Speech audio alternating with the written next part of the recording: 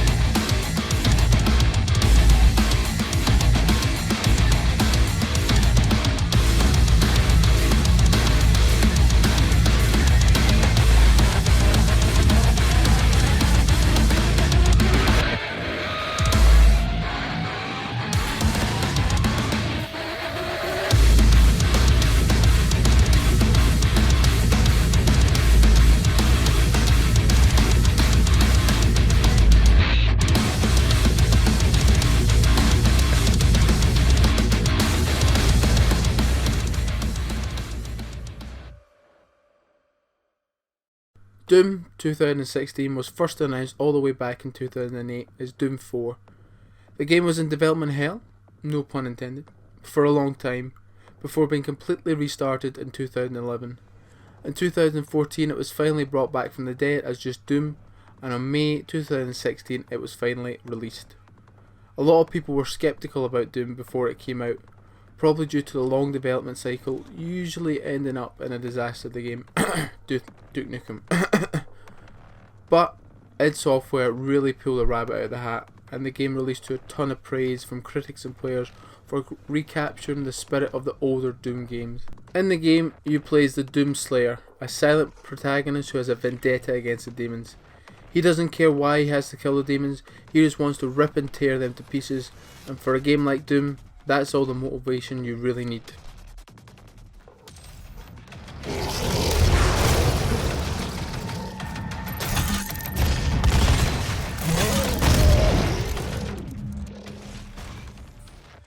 There is a story in Doom, and you can choose to pay attention to it or not, but I advise you do, as it's always nice to have some context for what is actually going on. Doom takes place on Mars research facility owned by the Union Aerospace Corporation, and it is run by a Dr. Samuel Hayden, a scientist whose mind now inhabits a robot after his own body died. UAC are trying to take energy from Hell, an alternate dimension inhabited by demons. However, one of Hayden's researchers, Olivia Pierce, makes a deal with the demons to release them from Hell. Once this is done, Dr. Hayden panics and releases the Doomslayer from his prison in an effort to stop the demon invasion. It is a very simple story, not that interesting, but you don't play Doom for the story.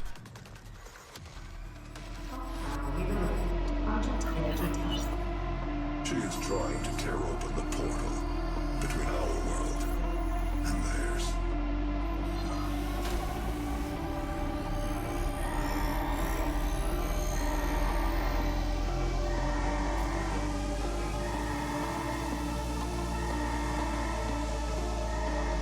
Could not have saved them anyway. The gameplay and moment-to-moment action in Doom is why it's such an unbelievable game to play. The first 5 minutes of the game are a slow build-up, but then once you encounter your first kill room, the music starts playing, the game is turned up to 11, and it keeps itself at that level for a majority of the game. The combat in Doom is unquestionably one of the best and most engaging combat systems I've ever played in a video game. It is a deadly dance with fast-paced action, gory kills, gruesome enemies, and a wonderful flow. It is referred to by the developers as push-forward combat. The developers don't want you to move from cover to cover, and they don't want you to wait on your health recharging. The developers want you to attack the enemies with everything you have and leave no prisoners.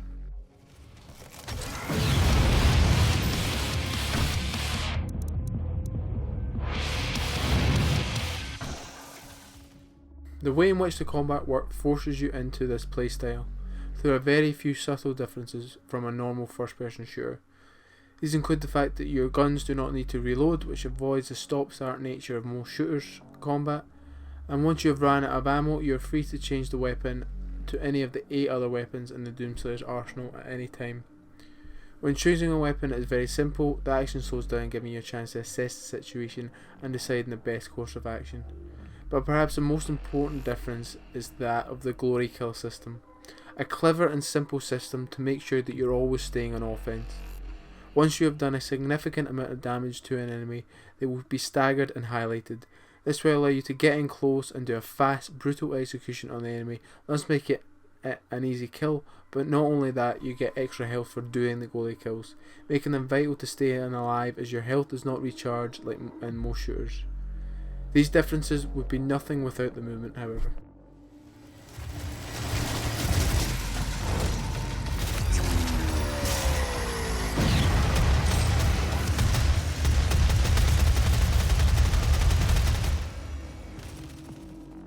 The movement in Doom is as responsive and smooth as they come. Moving about the levels becomes effortless with the use of unlimited sprint, double jumps and ledge grabbing. The demon's projectile attacks can be seen heading towards you, given a chance to sidestep, jump over it, or get behind something to block the attack. And then you have the fast enemies that want to get right up on you and take a swipe at you.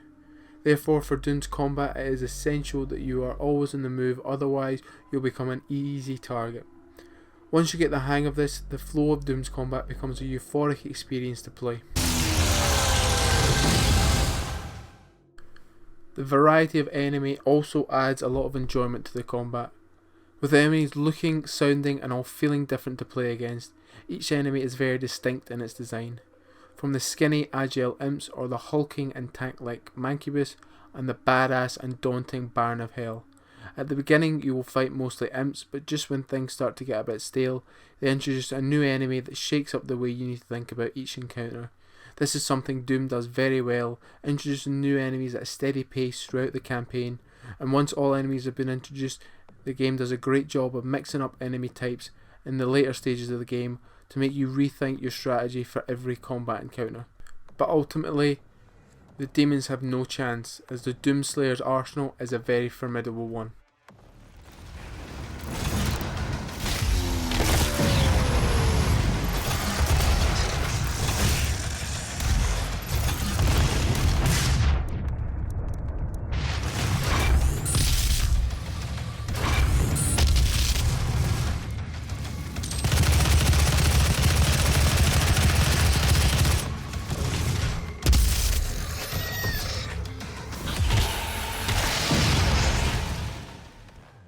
The majority of the guns in Doom pack a real punch.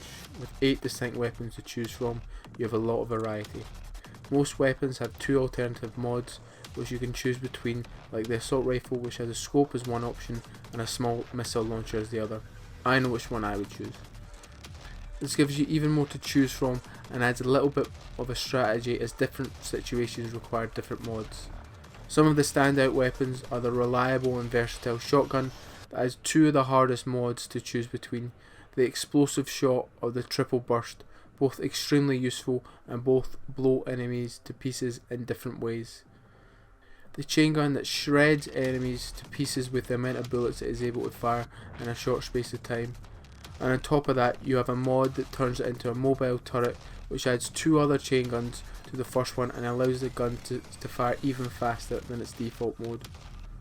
Small shout out to the Gauss Cannon, while not one of my favourite weapons with its primary fire, the siege mode is unbelievable. It takes a little bit to charge up so it can break the flow of combat a bit, but charge that up and unleash a devastating energy stream that annihilates anything in its path. Finally, my favourite, the super shotgun, which does not have any mods to choose between, it just has a powerful and deadly 2-shot primary fire that blows enemies away in an instant.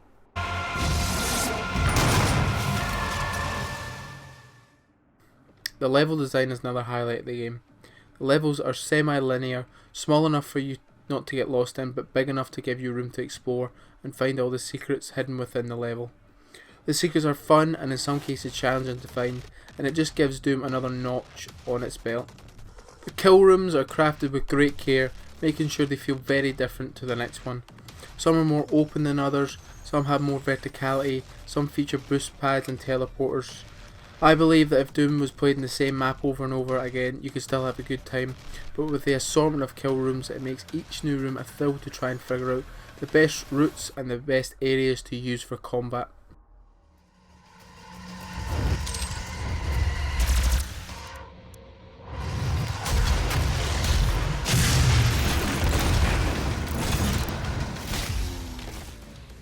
Overall, Doom is just a blast to play.